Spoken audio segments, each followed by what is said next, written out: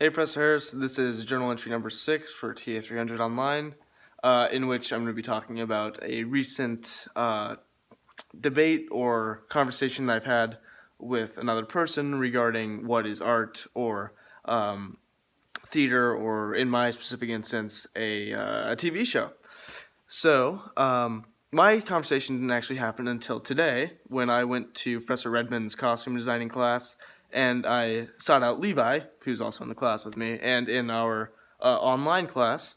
And I was like, hey, dude, have you really found anything for this journal entry? And he's like, no, I haven't yet.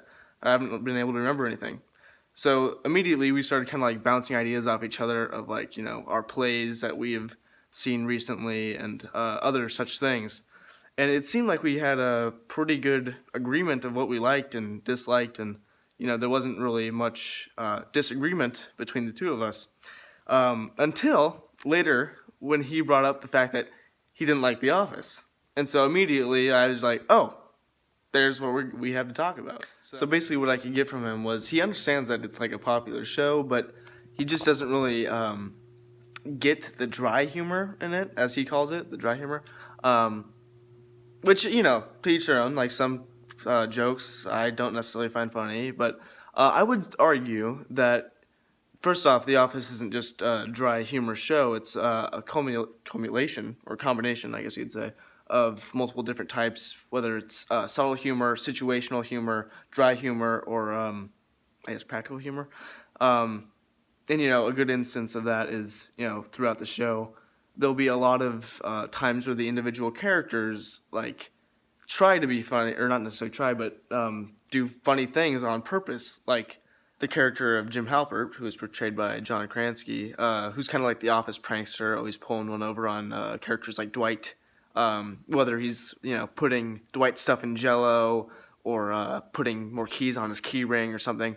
And a lot of times these practical jokes, which might seem just kind of funny or goofy, can lead to even more situational humor, in which Dwight just goes off the walls, ballistic, fed up with all the pranks.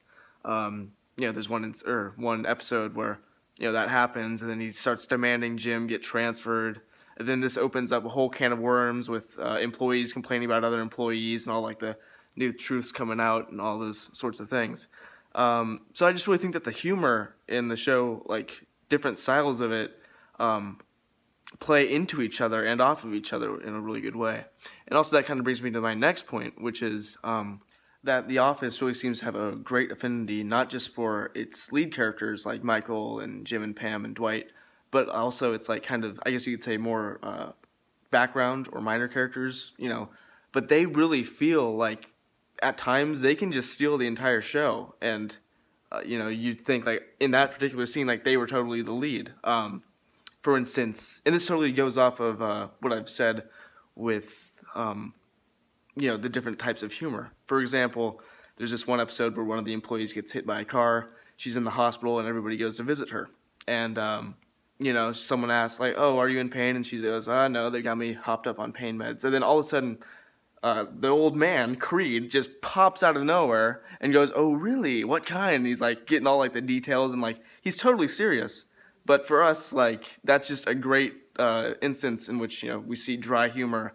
And this is constantly happening throughout The Office. Like, just a character will just pop out and use some style of humor just to totally steal the spotlight, in my opinion. And I think it's excellent writing and great character portrayals and, like I said, good source of humor. So that's just kind of my thoughts. Had a really good conversation with Levi about it. He's a great guy. I like him. So, yeah, thank you. I hope you enjoyed this.